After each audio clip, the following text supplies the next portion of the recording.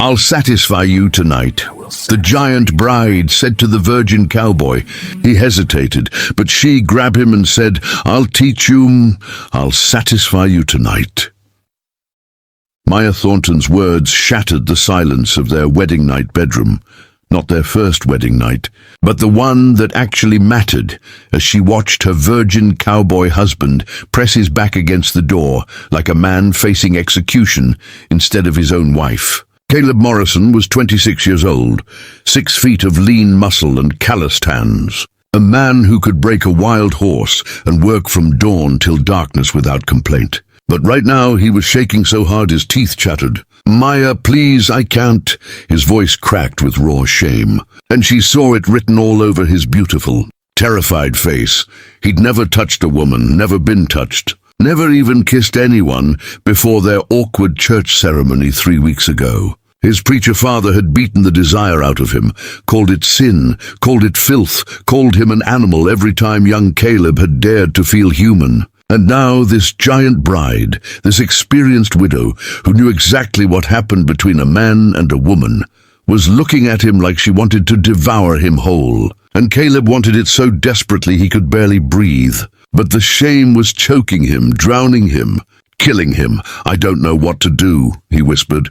And tears, actual tears, burned in his eyes. "I'll ruin this. I'll disappoint you. You were married before. You know how it's supposed to be. And I'm broken, Maya. My father was right. I'm broken and dirty, and I don't deserve—" But Maya crossed that room in 3 strides and grabbed her virgin cowboy by the shirt, yanking him away from the door, away from his escape route, away from the shame that had poisoned his entire life. Her hands framed his face, forcing him to look at her, forcing him to see the hunger and tenderness blazing in her eyes. "Stop," she commanded, her voice thick with emotion. "You're not broken. You're not dirty. And tonight I'm going to prove it to you." Her thumbs brushed away his tears. "I'll teach you, Caleb, everything. Every single thing you've been too afraid to want. Every touch you've dreamed about. Every moment you've ached for. I'll teach you." The virgin cowboy's breath came in ragged gasps. "But what if I can't? What if I'm not enough?" "Then we'll learn together," Maya said fiercely. "I'll satisfy you tonight, Caleb Morrison. I'll show you that desire isn't shame, that wanting me doesn't make you an animal, it makes you human. And I'll teach you how to satisfy me right back." His eyes went wide, dark, desperate. "Maya," she kissed him then, hard and claiming and full of 3 weeks of waiting. When she pulled back, Caleb was trembling for an entirely different reason. "I'll teach you," she whispered against his lips. "But only if you're brave enough to let me." 3 weeks earlier, Caleb had stood on the train platform watching this tall, confident woman step off the Denver rail line, and his first thought was that she was the most magnificent thing he'd ever seen. His second thought was that she'd take one look at him and get right back on that train. Maya Thornton was everything he wasn't: worldly, experienced, comfortable in her own skin. She carried herself like a queen, all 5'11" of her, and when she shook his hand, her grip was firm and warm and made his heart hammer so hard he thought he might die right there. "Mr. Morrison?" "Yes, ma'am." "I mean, Caleb, just Caleb." She'd smiled at his nervousness. "I'm Maya. Thank you for answering my letter." Her letter. God, her letter had been so honest it hurt. "I'm a widow, 28 years old. My husband died 2 years ago in a mining accident. His family wants what little money he left me, and I need to leave Denver before they make my life unbearable. I'm not looking for romance. I'm looking for partnership, safety, a chance to start over. If you're willing to give me that, I'll work harder than any woman you've ever met."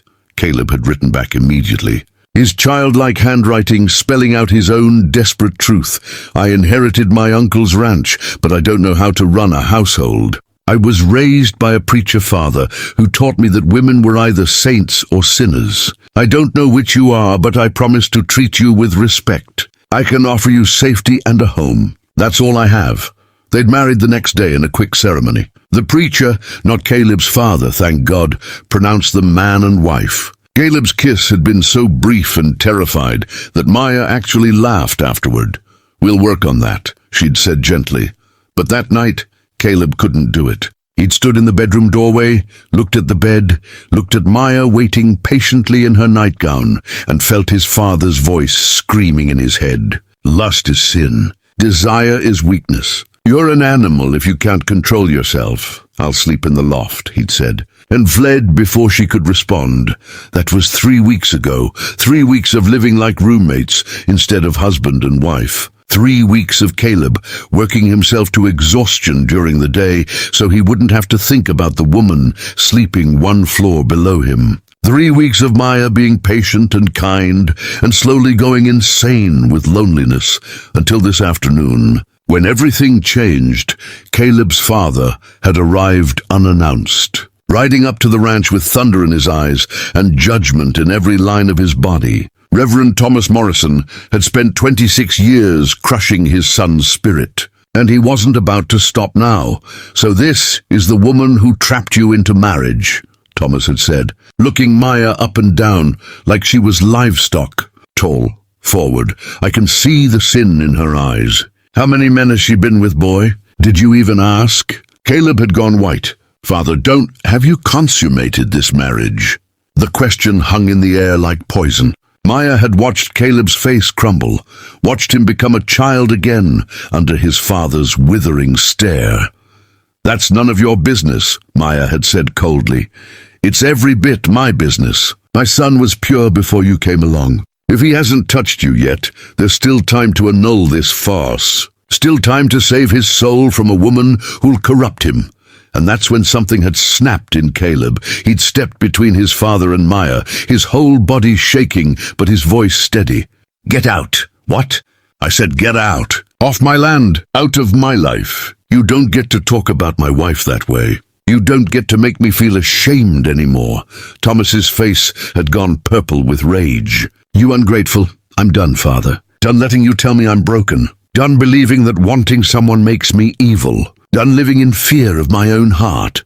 Caleb's voice had grown stronger with every word. Maya is my wife. This is my home. And you're not welcome here anymore. Thomas had left, spewing curses and prophecies of doom. And when the dust settled, Caleb had turned to Maya with tears streaming down his face.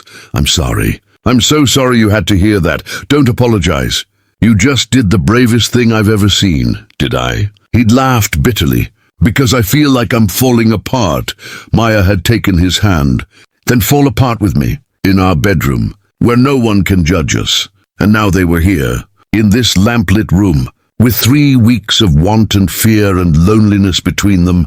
Caleb stared at his wife, at this giant bride who'd just promised to satisfy him, to teach him, and felt something crack open in his chest. I'm so scared, he whispered. I know.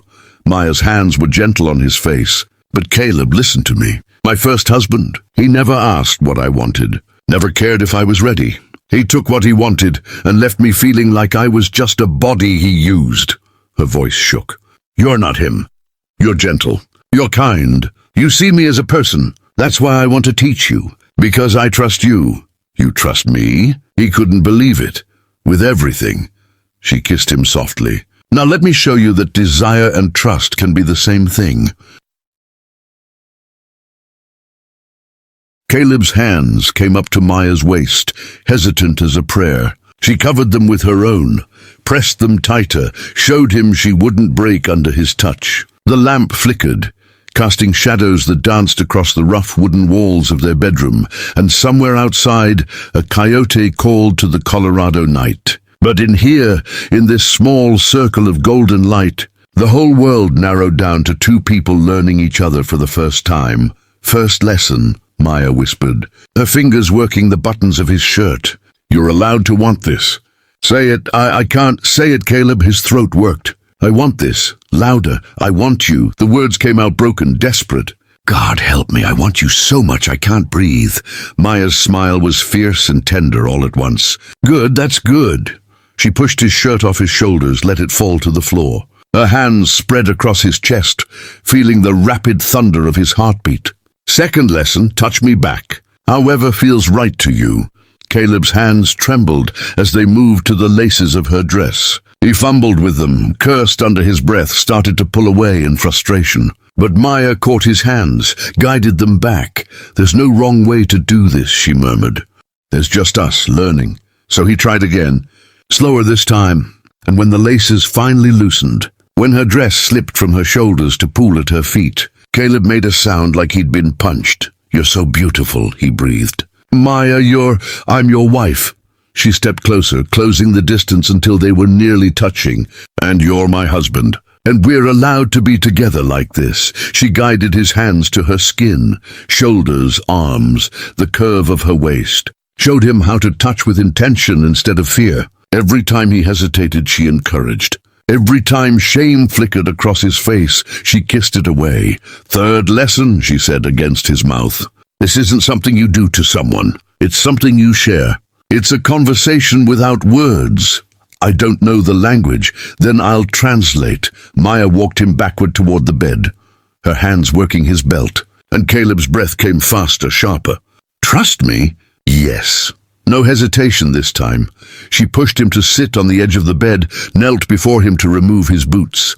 The simple domesticity of the act, his wife kneeling to help him undress, made Caleb's chest tighten with emotion. When she stood and stripped away the last of her own clothing, standing before him in nothing but lamplight and courage, he couldn't stop staring. "You're looking at me like I'm a miracle," Maya said softly. "You are." Caleb reached for her, pulled her down beside him. "You could have had anyone. Why did you choose a broken man who doesn't know how to? Stop calling yourself broken." She rolled to face him, their bodies barely touching, but the heat between them undeniable. "You're not broken. You're just untaught. There's a difference." She kissed him then, slow and deep and thorough, and Caleb felt himself falling into it, losing himself in the taste and warmth of her. Her hands moved across his skin, mapping him, learning him, and tentatively, so tentatively, he did the same. When his fingers brushed somewhere that made her gasp, he froze. "Did I hurt you?" "No. God, no." "Do it again."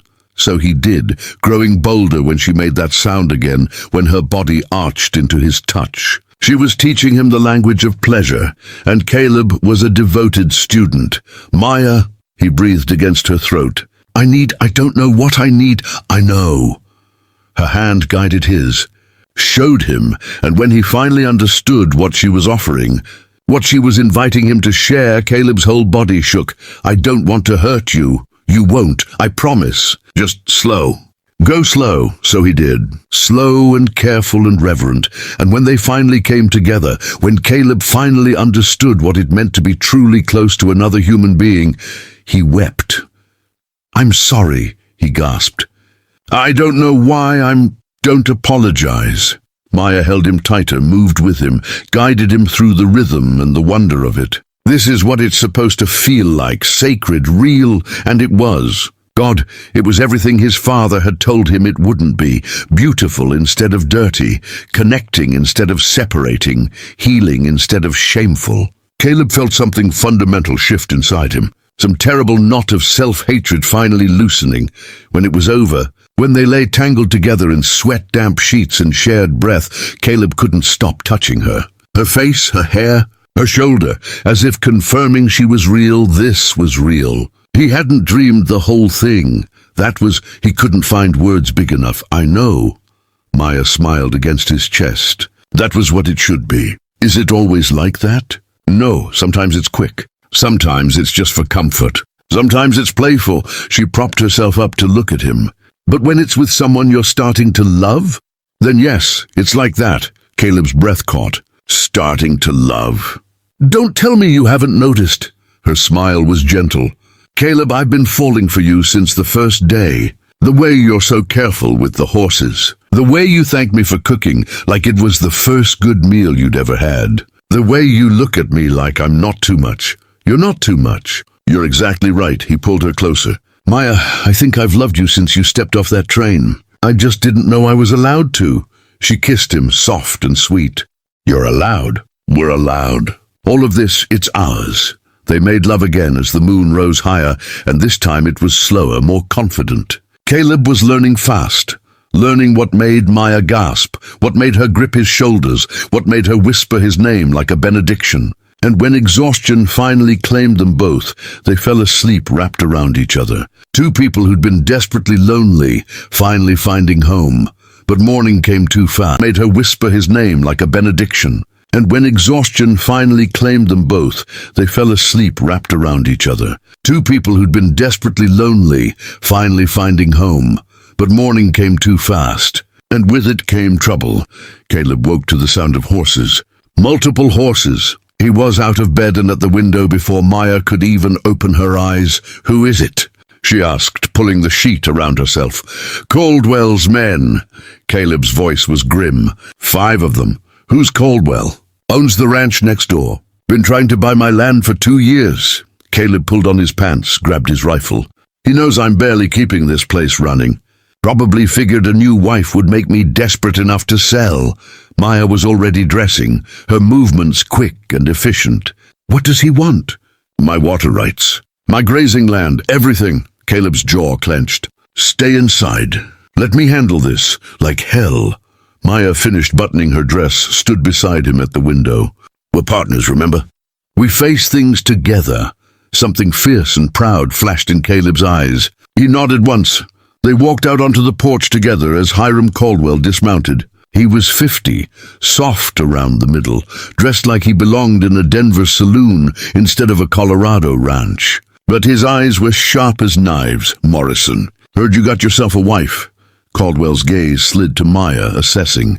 "Tall one, strong-looking, that's good. You'll need her strength when this ranch goes under." "Ranch isn't going under," Caleb said evenly. "No?" Caldwell pulled papers from his saddlebag. "Because I've got a survey here that says your northern boundary is off by 40 acres. That water source you've been using? Technically on my land." Maya felt Caleb tense beside her. She stepped forward, hand out. "Let me see those papers." Caldwell's eyebrows rose. "Your wife reads legal documents?" "My wife reads everything." Caleb's voice was hard with pride. Maya scanned the papers quickly, her mind working through dates and signatures. Something wasn't right. The survey was dated 3 weeks ago, but it referenced a landmark that had been destroyed in a storm 2 months ago. She'd heard about it in town. "These are forgeries," she said flatly. "That's a serious accusation, Mrs. Morrison." "It's also true. This survey claims to have been conducted on September 15th, but it references Miller's Rock as a boundary marker. Miller's Rock was destroyed by lightning on August 3rd, so either your surveyor has a time machine or you're trying to steal land using fraudulent documents." The silence was sharp enough to cut. Caldwell's face went carefully neutral. "Smart woman. I like that." He leaned against his horse. "Here's the situation, Morrison. You owe the bank $1,800 by spring. Without that northern water, your cattle won't survive winter. You lose the herd, you lose everything. We'll manage," Maya said. "Will you?" Caldwell's smile was cold. "Or will you watch your new bride suffer through a brutal winter on a failing ranch because you're too proud to take a fair offer?" He pulled out a bank draft. $4,000. Enough to start fresh somewhere easier. Caleb's fists clenched at his sides. Maya could feel the war happening inside him. Pride versus fear. Stubbornness versus the desperate need to protect her. "No," she said before Caleb could speak. "We're not selling. Your husband should be the one making that decision, don't you think? My husband and I make decisions together." Maya's voice could have frozen fire. "And we're telling you to leave, now." One of Caldwell's men stepped forward. "Lady, you don't understand how things work out here." "I understand perfectly." Maya didn't back down. "You're a bully who targets struggling ranchers and uses fear to steal their land. But here's what you didn't count on. I spent 3 years managing my father's business accounts in Denver. I know property law, and I know fraud when I see it." Caldwell's mask slipped. For just a second, Maya saw the calculation in his eyes, the fury at being outmaneuvered by a woman. "You've got 2 weeks, he said finally. 2 weeks to come to your senses. After that, I file these documents with the territorial office, and we'll let a judge decide who's right." He mounted his horse, his men following. But before he rode away, he turned back. "Enjoy your wedded bliss while it lasts, Morrison. Winter's coming, and when your wife is cold and hungry and regretting her choice, remember you could have taken my offer. They watched him disappear over the ridge. When the dust settled, Caleb turned to Maya.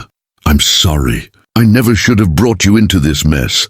Stop apologizing." She grabbed his face, made him look at her. "Last night you taught me what it means to be truly wanted. Today, I'm teaching you what it means to have a partner who fights beside you. We're in this together, Caleb, for better or worse. Remember?" His eyes were wet. "I remember." "Good. Now let's figure out how to beat him." They spent the afternoon going through every document related to the ranch, every survey, every deed. Maya's mind worked through legal strategies, while Caleb provided context about the land, the water sources, the history of boundaries. "There," Maya said suddenly, pointing to an old deed. "This says your uncle purchased water rights from the territorial government in 1875. Those rights don't expire. Caldwell can't claim that water no matter what his fake survey says." "You're sure?" "I'm sure." She looked up at him. "But we need to file a formal complaint before he does. That means riding to town tomorrow, finding a lawyer, getting everything notarized. That's a full day's ride. We'd have to stay overnight in town," Maya smiled. "Then we'll stay overnight, together, in a hotel, like a real married couple." Something hot and hungry flashed in Caleb's eyes. "Maya, I'm not done teaching you yet, cowboy." She pulled him close. Not even close. He kissed her hard, lifting her onto the table, and Maya laughed against his mouth because this was what she'd been searching for. Not just passion, but partnership. Not just satisfaction, but joy. They made love right there in the afternoon light, urgent and hungry and free, and afterward Caleb held her close and whispered, "I'll fight for this. For us, whatever it takes. I know you will." Maya kissed his temple. "Because you're not that scared boy from last night anymore. You're a man who knows what he wants, and what he wants is worth fighting for." But neither of them saw the rider watching from the tree line. Caldwell's man taking notes, reporting back. The war was just beginning. The ride to town took 6 hours through mountain passes, already dusted with early snow. Maya sat behind Caleb on his horse, her arms wrapped around his waist, and felt the solid strength of him keeping her safe. Every few miles, he'd turn his head slightly, checking on her, and she'd squeeze tighter to let him know she was fine. They reached Sterling Falls by late afternoon. The hotel clerk's eyebrows rose when they signed the register as Mr. and Mrs. Morrison. "Honeymoon?" he asked with a knowing smirk. "Business," Maya said coolly, though Caleb's hand on her back said otherwise. Their room was small but clean. Caleb set down their bags and turned to find Maya already unbuttoning her riding jacket, her eyes dark with want. "We should find a lawyer first," he said. But his voice was rough. "Lawyer's office closed an hour ago." She crossed to him. "We've got all night." What happened next was different from their first time. Less teaching, more equal partnership. Caleb knew what he was doing now, and Maya surrendered control. Let him lead. Let him satisfy her the way she'd shown him how. When they finally collapsed together, breathless and laughing, Caleb pressed his forehead to hers. "I never knew it could be like this. That I could feel this alive. Neither did I." Maya's voice caught. "My first marriage taught me to endure. You're teaching me to feel." But morning brought disaster. At the lawyer's office, they learned Caldwell had filed his claim 2 days ago, before his visit to their ranch. The lawyer shook his head grimly. "He's got 5 witnesses swearing to his boundary lines. Judge Hawthorne presides next week." And Hawthorne. He and Caldwell are old friends. Maya's blood ran cold. "We're going to lose. Not if we fight dirty," Caleb said quietly. "Not if we find out what Caldwell's really hiding."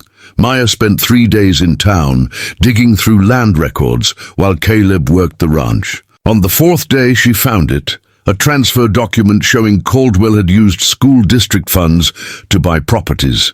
Embezzlement. Federal crime. She rode home through a snowstorm, the paper tucked inside her coat like a weapon. Caleb met her at the door, pulled her inside, held her until the shaking stopped. "Did you find something?" "Everything." She showed him the documents. "He's been stealing from the town for years. If we expose this, he loses everything. And we keep the ranch. We keep everything." The hearing came 5 days later. Judge Hawthorne sat behind his bench looking bored until Maya stood up and presented her evidence. The courtroom went silent. Caldwell's face drained of color. These documents prove Mr. Caldwell has been using public funds for private land acquisition. That's embezzlement, Your Honor, which means every property claim he's made in the last 3 years is invalid, including his claim against our water rights. Hawthorne studied the papers. His friendship with Caldwell warred with his reputation. Finally, he banged his gavel. Claim dismissed. Mr. Caldwell, you'll answer to federal authorities. They won. Outside the courthouse, Caleb swept Maya into his arms and kissed her in front of the whole town. You saved us. We saved each other. She grinned. Now take me home, Cowboy. I'm not done teaching you yet. That night, in their bed, wrapped in firelight and each other, Caleb whispered, I love you, my giant bride, my teacher, my everything. I love you too. My virgin cowboy who learned fast. They laughed and loved and built a life that proved desire and devotion could be the same thing. We want to hear from you. Drop a comment telling us where you're watching from, and don't forget to hit that notification bell so you never miss our next story. What did you think of Maya and Caleb's journey? Let us know below.